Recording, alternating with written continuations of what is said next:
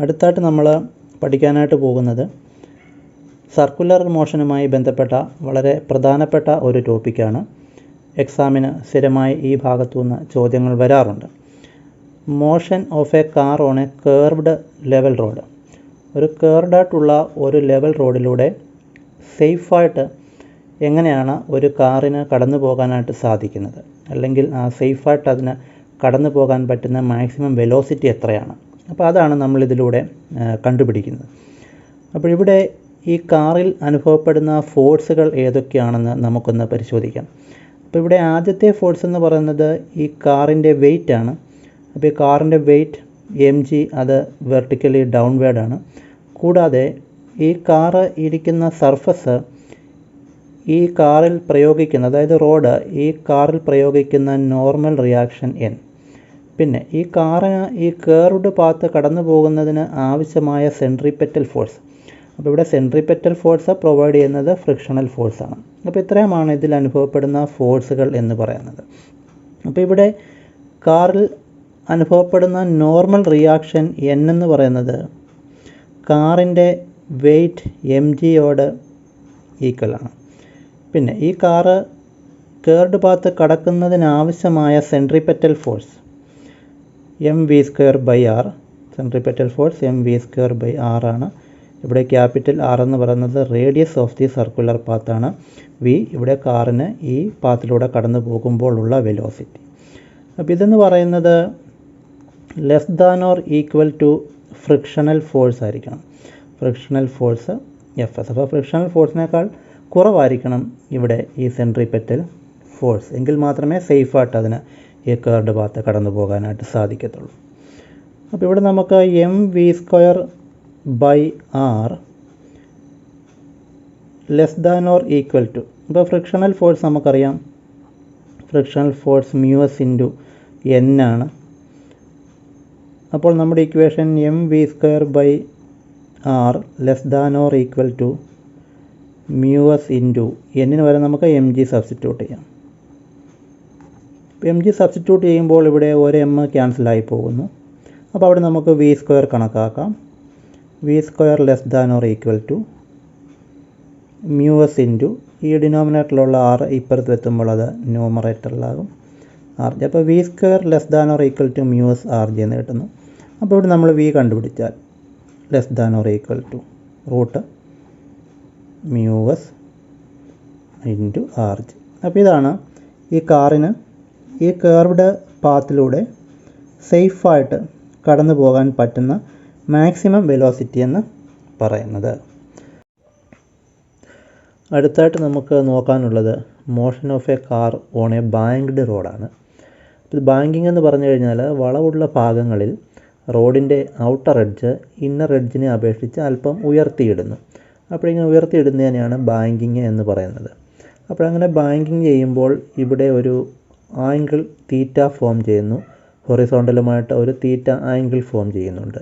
ഈ ആംഗിളിനെയാണ് banking angle എന്ന് പറയുന്നത്. അപ്പോൾ ഇങ്ങനെയുള്ള ഒരു റോഡിലാണ് വാഹനമുള്ളതെങ്കിൽ ഈ വാഹനത്തിൻ്റെ വെയിറ്റ് mg നേരെ വെർട്ടിക്കലി ഡൗൺവേർഡായിട്ടാണ് ആക്ട് ചെയ്യുന്നത്. പിന്നെ ഈ റോഡ് ഈ വാഹനത്തിൽ പ്രയോഗിക്കുന്ന നോർമൽ റിയാക്ഷൻ n. അപ്പോൾ അത് വെർട്ടിക്കലുമായിട്ട് തീറ്റ ആംഗിൾ ഫോം ചെയ്യുന്നതുകൊണ്ട് ഈ എന്നിൻ്റെ y കമ്പോണൻറ്റ് അഡ്ജസൻറ്റ് കമ്പോണൻ്റാണ്, അത് n cos തീറ്റയും. ഇതിൻ്റെ x കമ്പോണൻറ്റ് അത് ഓപ്പോസിറ്റ് കമ്പോണൻ്റാണ്, അത് n sin തീറ്റയും ആകുന്നു.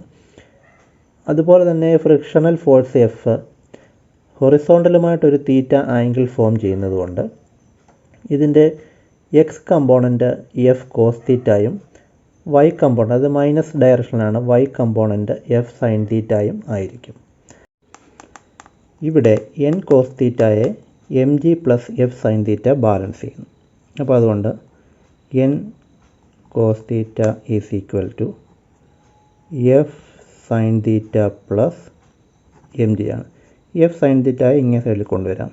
അപ്പോൾ ഇവിടെ n cos theta minus f sin theta is equal to mg എന്ന് ലഭിക്കും. ഇത് നമ്മുടെ ഇക്വേഷൻ 1. ഇനിയും ഈ സർക്കുലർ പാത്ത് കറങ്ങുന്നതിനാവശ്യമായ സെൻട്രിപെറ്റൽ ഫോഴ്സ് പ്രൊവൈഡ് ചെയ്യുന്നത് n sin തീറ്റയും f cos തീറ്റയും ചേർന്നാണ്.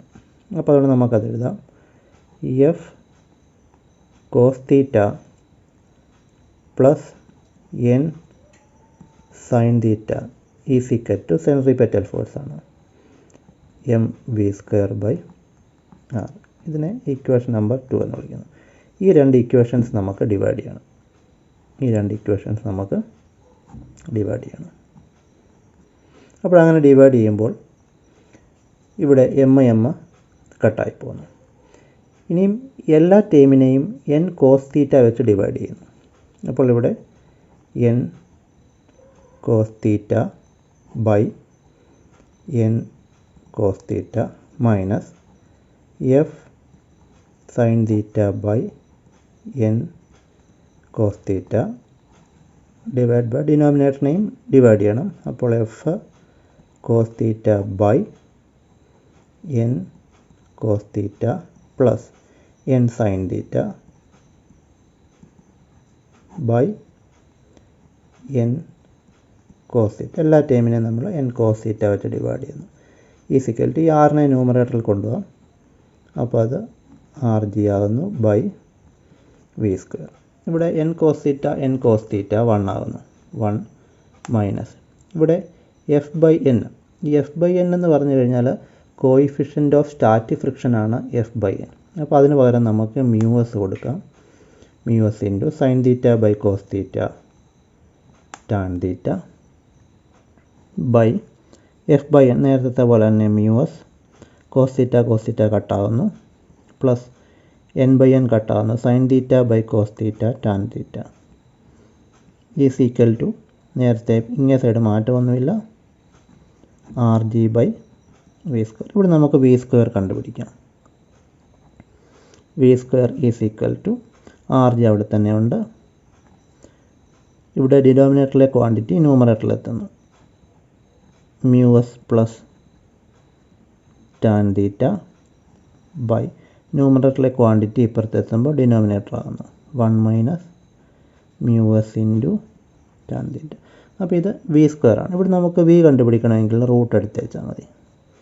അപ്പോൾ V is equal to root R G into mu S plus tan theta divide by 1 minus mu S tan theta എന്ന് ലഭിക്കും.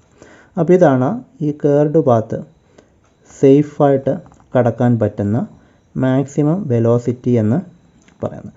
അപ്പോൾ ഈ ഒരു വെലോസിറ്റിയിൽ കൂടുതലായി കഴിഞ്ഞാൽ വാഹനത്തിന് അപകടം സംഭവിക്കും. അപ്പോൾ അങ്ങനെ അപകടം ഒന്നും സംഭവിക്കാതെ ആ കേർഡ് പാത്ത് കടക്കാൻ പറ്റുന്ന ഏറ്റവും മാക്സിമം വെലോസിറ്റിയാണ് വി മാക്സ്.